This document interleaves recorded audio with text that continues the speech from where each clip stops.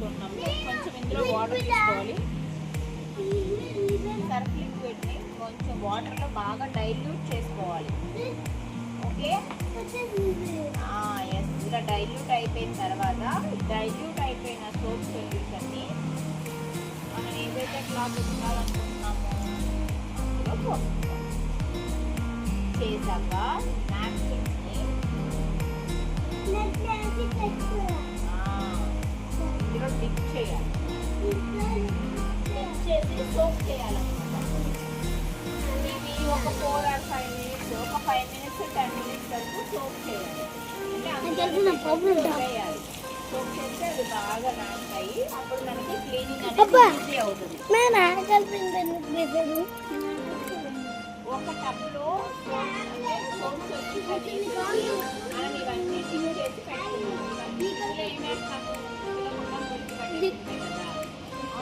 పట్టేసుకున్నవన్నీ బట్టలు ఇందులో నానబెట్టుకోవాలి. సోప్ చేసి పెట్టుకోవాలి.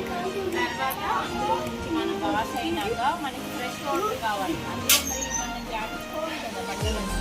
సో ఫ్రెష్ వాటర్ ఇంకొక టబ్లోకి తీసుకోవాలి. ఓకేనా?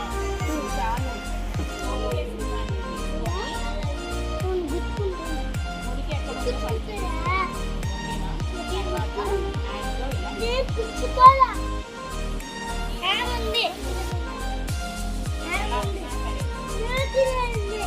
ఇంకొక హ్యాండ్ మీద ఓకే. కొంచెం ఎక్కడన్నా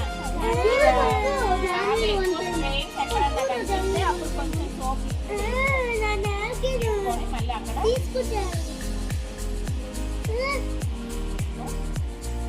ఆ సోప్ లిక్విడ్ కదా ఒకసారి ఇక్కడ స్క్వీజ్ చేసి ఇలా వెళ్ళి ఆరేసేయచ్చా? ఆరేసుకోవాలి.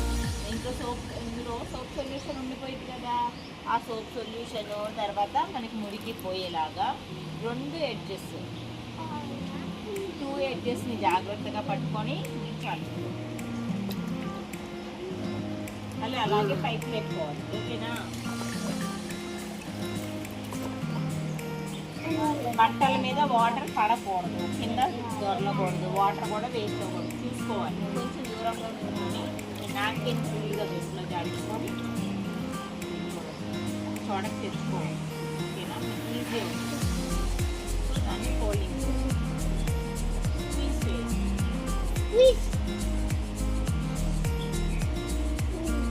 ఓకే. ఒక 5-6 అట్లా వాష్ చేసేసిన తర్వాత ఈ వాటర్ కొంచెం మీకు డర్టీగా అనిపిస్తాయి అనుకో, అప్పుడు సెకండ్ బకెట్లో ఉన్న వాటర్ కూడా యూజ్ చేసుకోవచ్చు. ఓకేనా? ఇవి డర్టీగా అయిపోయినప్పుడు తర్వాత నెక్స్ట్ బకెట్లో కూడా ఇంకొకసారి తీసుకొని మనం జాడించుకోవాలి. ఓకే.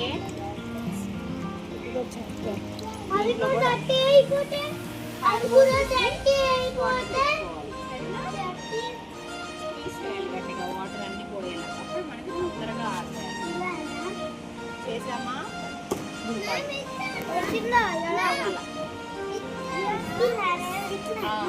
ఆ తర్వాత దీన్ని చాలా జాగ్రత్తగా